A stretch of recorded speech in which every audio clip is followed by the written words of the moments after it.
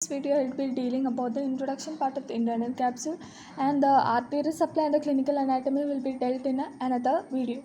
So in this we will see, as we have already discussed in the previous video, we know internal capsule comes under the projection fibers, and that too it is connecting the cerebral cortex to the subcortical region that we have dealt earlier. Now we will see in detail. Internal capsule, actually it is a compact bundle of projection fibers, and it is having sensory and motor pathways, and if any lesion is happening it will affect the opposite half and lead to contralateral hemiplegia. And next thing is, it is having a lot of fiber, therefore anteriorly, that is rostrally, it will be fanned out, therefore it can be called as corona radiata, and caudally it will be condensed, therefore we can call it as crus cerebri. Next thing is about the part boundaries and shape and all. Shape means it is having a V shape, and boundary means laterally, very easy. Laterally we will be having lentiform, and medially we will be having caudate and thalamus. L for L, and the remaining for the medial side. Then parts, it is having 5 parts. No need to learn from all these things, we will see from this figure. Anterior limb means between the caudate and the anterior part of the lentiform. Posterior means between the thalamus and the posterior part of the lentiform. Next thing, genu means it is between the bend of the anterior and the posterior limb.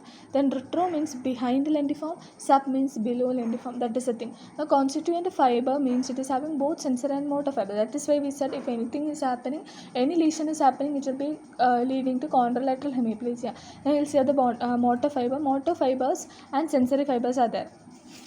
We'll learn from this table, and then we'll refer to the figure. That is enough. If fibers are asked, write the thing and then draw the figure. That is more than enough. Now we'll see anterior limb means anteriorly we are having frontal lobe, therefore frontopontine. Then genu means frontopontine is there, plus it is having corticonuclear, because genu it is having N, therefore corticonuclear, N will be there. Then posterior limb, it will be frontopontine, corticospinal, plus it will be having corticorubral. Then retrolentiform means behind which thing is it is having occipital, and below, if occipital is gone, then temporal will take. So that way motor fibers is finished. Since sensory fibers will be having a code, that is, just remember like that, ASS PI. So anterior, superior, posterior and inferior. Now we will refer to these figures, that is here. Just the way how we learned the motor fibers from the table, we can correlate with this figure. And here we can see the sensory fibers. Sensory fibers means it will be having anterior, posterior, superior and inferior. In the same way we will draw in this thing.